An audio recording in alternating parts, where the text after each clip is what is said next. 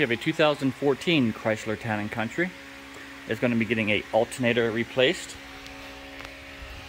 The tools that you're going to need is going to be a 13mm shallow, 13mm deep.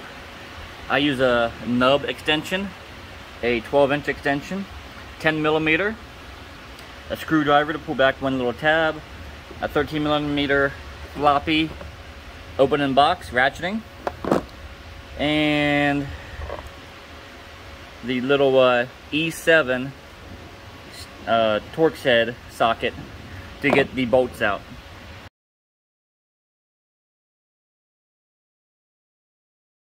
But now I started pulling the bolts out. You actually see them. Zoom in. There we go. See them right there, 1 and 2. That's your top of the alternator. On the bottom, you got to take out that. There's one right here, 2. Then you have two 10mm, 1 and 2. And what that is, that's your dust shield, weather shield to hide your belt. So once that comes down, you have full access to the belt, the tensioner. You can take your tensioner off. You can take your belt off the tensioner.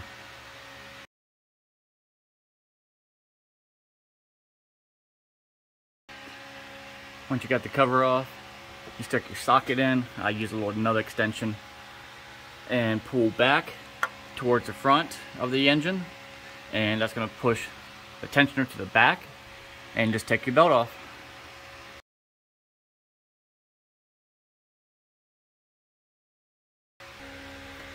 From there, you got to take off your 4 bolts that hold on your power, to hold on your AC, and then that can come off.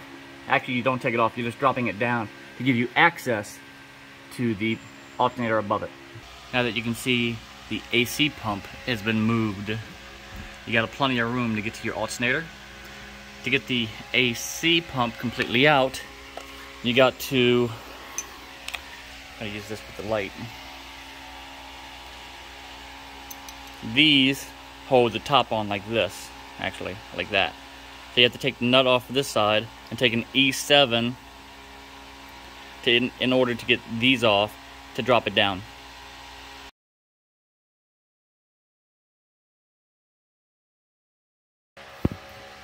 From there, take off your nut off the bottom, since we already got the top, and just pull over. Oh, I forgot to take off the line off the back.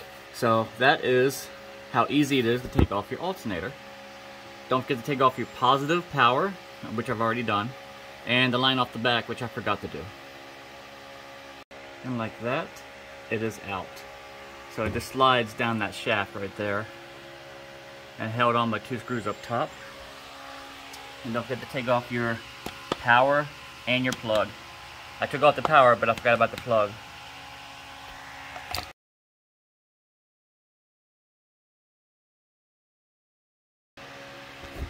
When you get the new one on, I like to push that up as high as I can and tighten it down at the same time. That way it's already up. If you don't try to tighten this bolt up first, then you're gonna have to hold it up kind of like backward armed, get your second hand in there to get the bolts in. Really hard.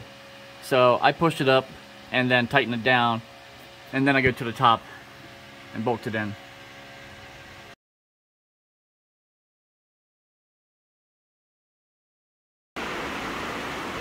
One thing I noticed is that ring is consistent all the way around the belt.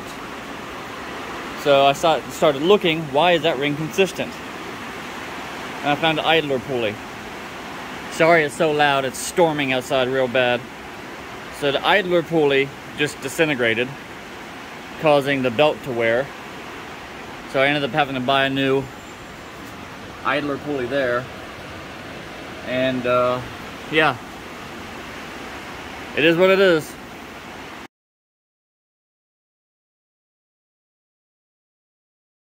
Once you're all done, don't forget to go ahead and hook up your power.